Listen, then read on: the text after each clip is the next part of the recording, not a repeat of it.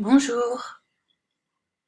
Le 26 septembre 2017, Florence Parly, la ministre des Armées, signait un accord avec la présidente de la Guilde française des scénaristes, Pauline Rocaful.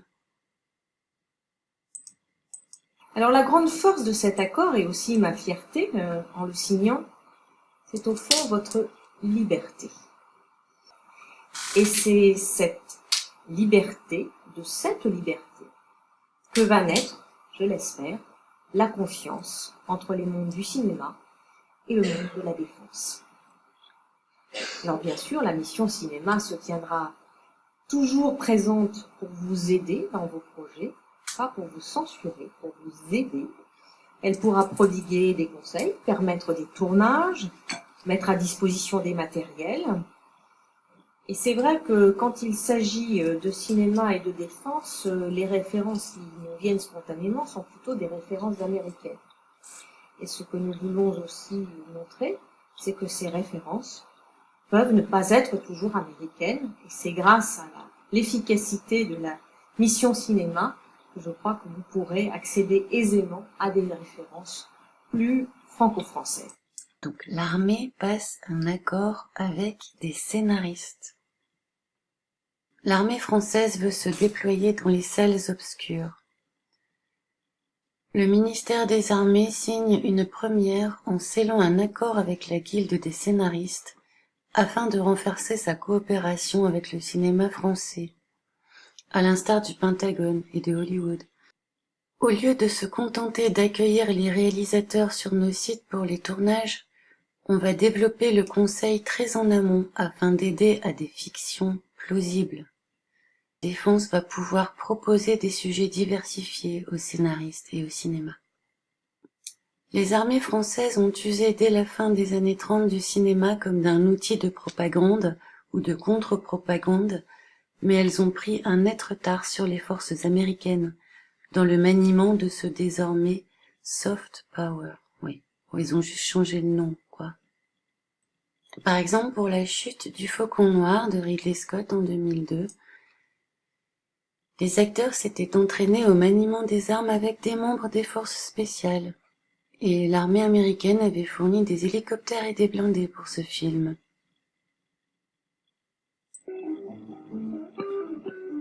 Hollywood et la défense américaine, 70 ans de relations ambiguës.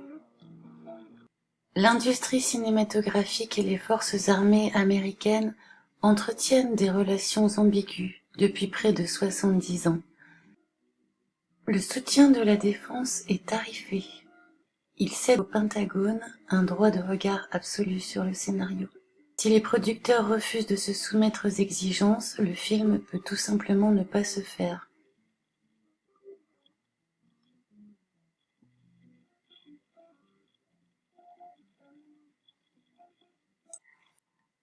Le cinéma de sécurité nationale est une expression utilisée par Jean-Michel Valentin pour décrire les relations entre Hollywood, le complexe militaro-industriel américain et le gouvernement des États-Unis.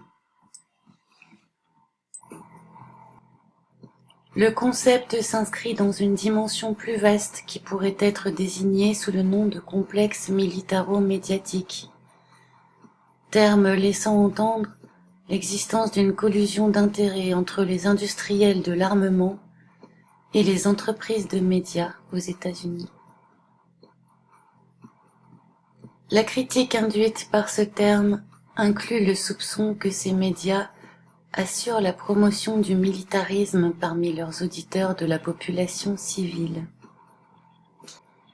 Hollywood au service de l'armée américaine.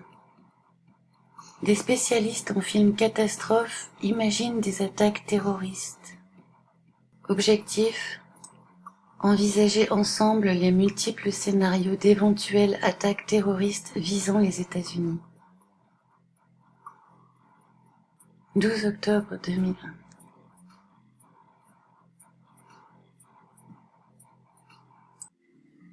On voit ici le détail de la mission cinéma sur le site défense.gouv.fr. La mission cinéma renforce le lien et le dialogue entre le monde de la défense et celui de l'audiovisuel, et mobilise les forces du ministère autour des nombreux projets audiovisuels reçus. Elle accompagne ces derniers, depuis les premiers conseils à l'écriture, jusqu'à la communication au moment de la distribution, en passant par l'accueil des tournages, la mise à disposition des matériels, les fonds de soutien, d'archives, ou encore une proposition de coproduction.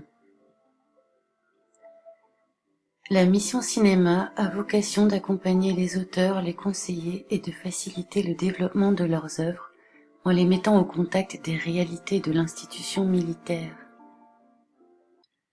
Vous vous mettez, en tant qu'artiste, complètement au service de l'armée dans cet accompagnement des projets.